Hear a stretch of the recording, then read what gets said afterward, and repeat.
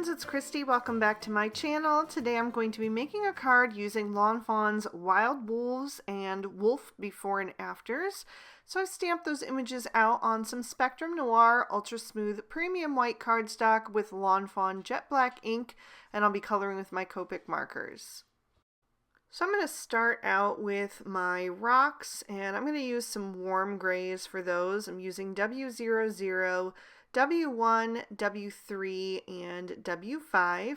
I just wanted there to be a lot of variation in the rocks. Really, probably 3 shades would have been fine, but I wanted to create some nice highlight. We're going to have a bright full moon on this scene, so I wanted to have a nice pale highlight on the tops of the rocks. So I put that W5 down at the bottom and also in the little creases that are drawn in, and then blended that out with the W3, just making sure to kind of catch the edge of the W5 and soften that into this mid-tone. And then once I'm done with that, I'm going to use the W1, and I'm going to fill in most of the rock with that. Like I said, I just wanted to leave a few little areas of some brighter highlight, so I'll use the W00 to fill in any remaining white space. And then I also wanted to use warm grays for my moon, but I took away the W5 and I'm just starting with the W3 for that, adding a little shading on the underside and then also in each of the little craters with that W3. And then I'll blend that out with the W1, and I'll use the W00 as my highlight. So I'm just going to fill in any remaining space there. And I also left a little sliver of white at the top just to give it a little extra glow. Then I'm moving on to some cool grays. I'm going to use C0, C1, C3, C5, and C7 for my wolves, or some of my wolves anyway. I'm just using the darkest 3 shades for the main part of their body. So I'm starting with that C7 and laying in some shadows with that. And then I'll blend out with the C5 and use the C3 for the highlight. And then the lighter 2 shades I'll get to when I get to the parts that I want to remain white. So I'm actually creating another monochromatic card. I recently did one in rust tones using the red squirrels from Let's Go Nuts, and I had a lot of fun with that. That was for our current Lawn Fanatics challenge, which is monochromatic cards. So I wanted to create another one. I think it's really fun to challenge yourself to be limited to a very specific color palette and see what you could come up with. So I thought I would do gray tones this time, and that of course made me think of these adorable wolves. So I'm going to use gray tones for everything in my scene, but I'm going to mix up my grays because I don't just want to use the same exact markers. I think that that could get kind of boring. Just because I'm limiting to one specific color palette doesn't mean that I can't include different tones and values. So you can see that these cool grays are a bit more blue leaning, whereas the warm grays that I use for my rocks and my moon are a bit more brown leaning.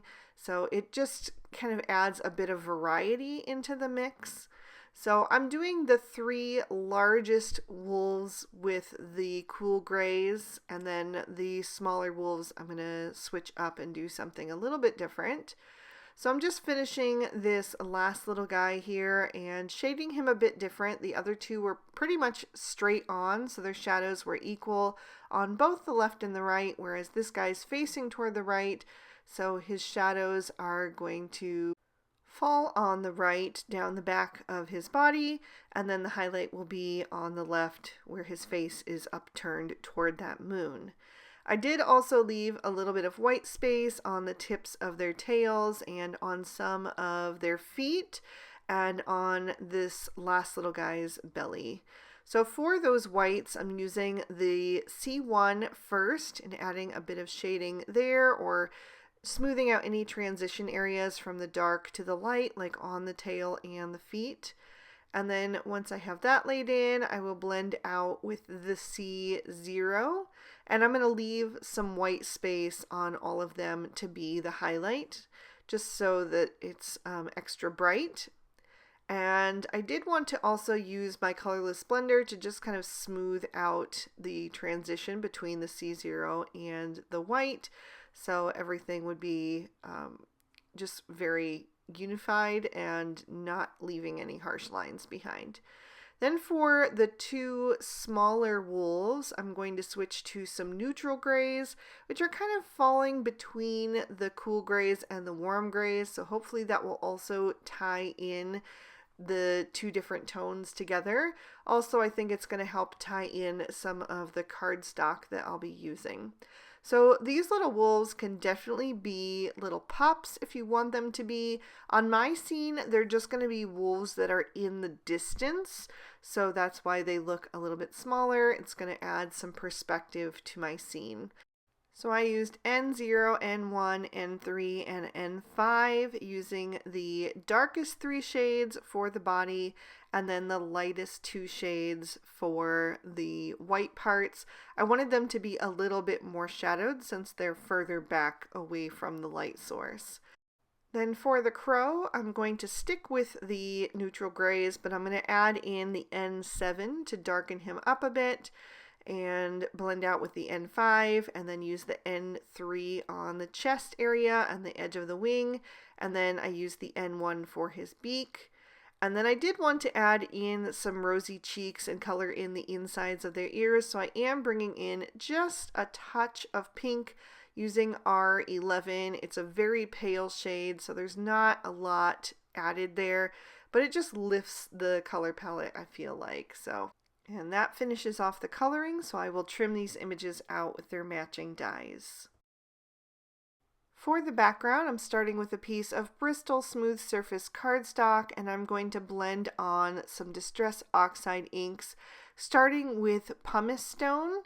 And I'm using that to kind of illustrate where I'm going to eventually put my moon. It is a very, very pale gray color. You can probably barely see it on the screen there, but it just adds a little bit of glow that is going to take place around the moon. And I wanted that moon to be toward the right hand side of the scene, like almost centered, but just a little bit shifted toward the right. So I'm going to use my next shade, which is Hickory Smoke, and go all around that pumice stone. I'm not really overlapping too much yet. I'm just kind of blocking in the color, and I'm leaving some white space down at the bottom of the scene that's going to be covered up in the end card, so that gives me a good place to hold on to it without getting my fingers too inky. So I'm working back and forth between these two shades first, trying to just make sure that I have the framing the way I want it, so the amount of lighter space that I want to be left around the moon, I'm just making sure to kind of define that for myself. And then I'm going to darken that up quite a bit by adding in some black soot, which is very, very dark, but I am going to add it sparingly. I'll add more on the left-hand side since my light source is shifted a little bit toward the right, just to kind of increase the shadows and depth over on that side. And then I'll add a little bit less of that over on the right-hand side, and also carry that down around the bottom as well. So I'm just adding that color in, trying to be soft with my application so I don't get too dark, because I still want to have a nice bright sky. Then I'm going to go in with my Hickory Smoke again and work my way toward that moon area and then back to the pumice stone. That's the thing about Distress Oxide inks, is that you really do need to layer them back and forth to get a nice smooth blend, and that is what I'm going for with this scene. So once I'm almost happy with how it's looking, I just wanted to darken up the edges just a tiny bit more and create a bit more drama on this scene. And then once I am happy with this, I want to distress it a bit. So I'm going to take some plain water, spritz that onto an acrylic block, pick it up with a thin paintbrush, and tap that all over the background. Let that react with those Distress Oxide inks for maybe 30 seconds to a minute, and then I'll blot that up with a paper towel. Now, because I did a lighter sky, this isn't as effective as when you use darker colors, but it still adds a little bit of something in the background that maybe looks like distant stars. So I did that a second time just to add a little bit more.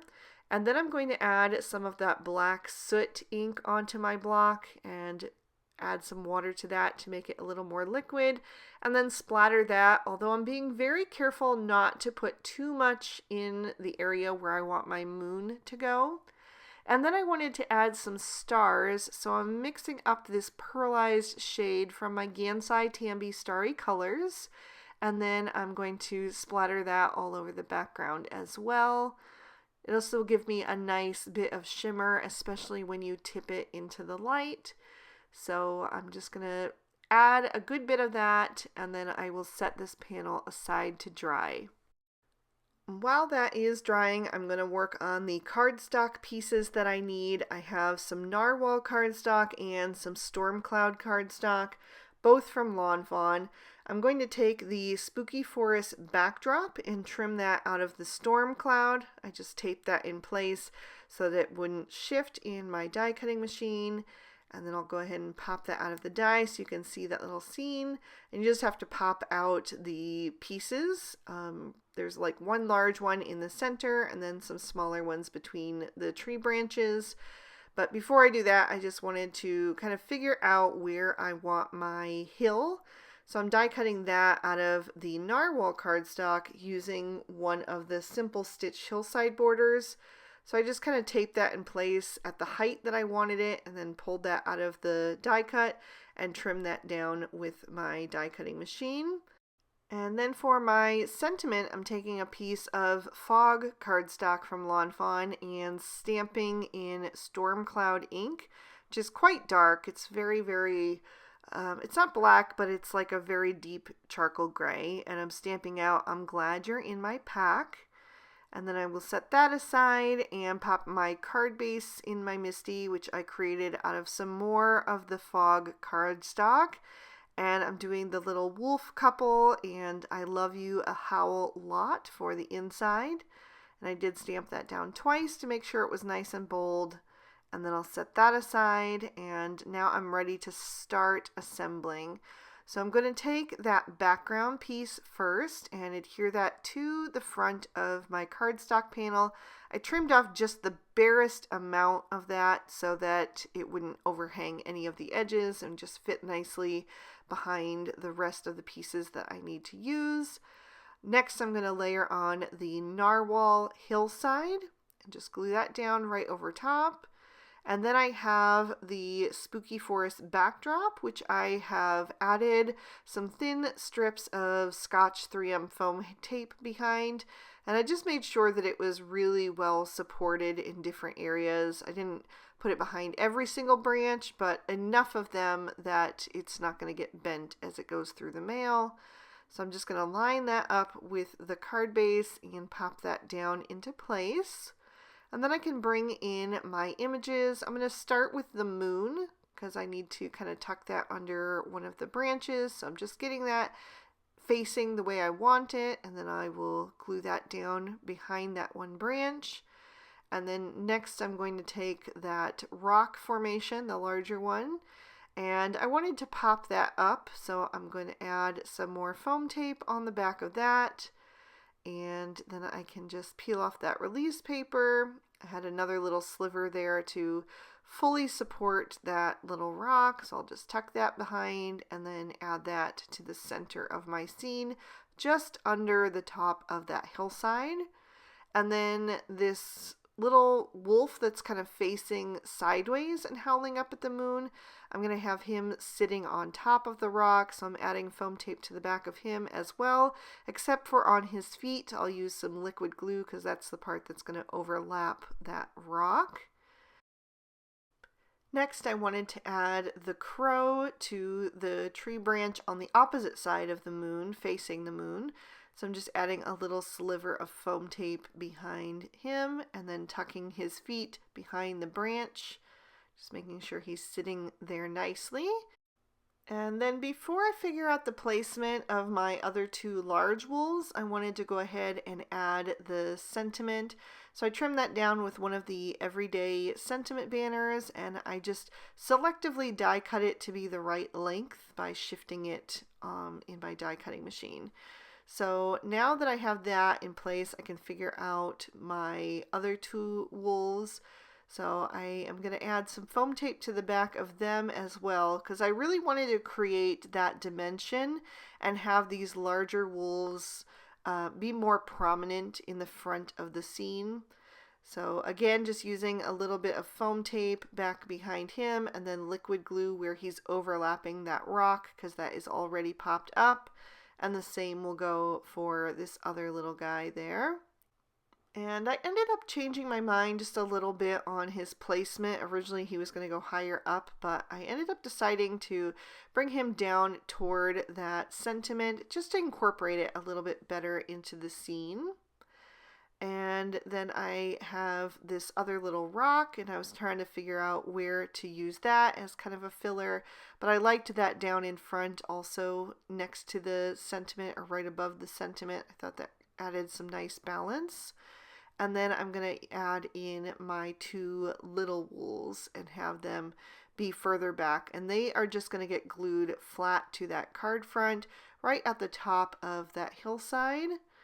So this little guy that's on the right, he is going to just go behind that branch a tiny bit. So I'm just shifting him and tucking the tops of his ears behind that, which is going to help push him back even further in the scene. So once I've done that, I wanted to add a few little iridescent stars.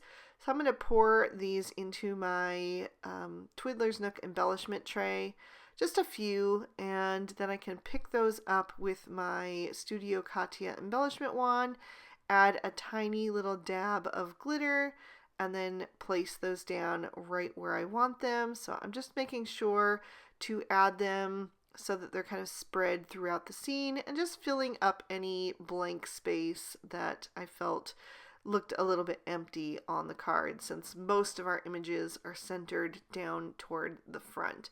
So adding that little bit of sparkle is just going to kind of just help the scene feel a little bit more full.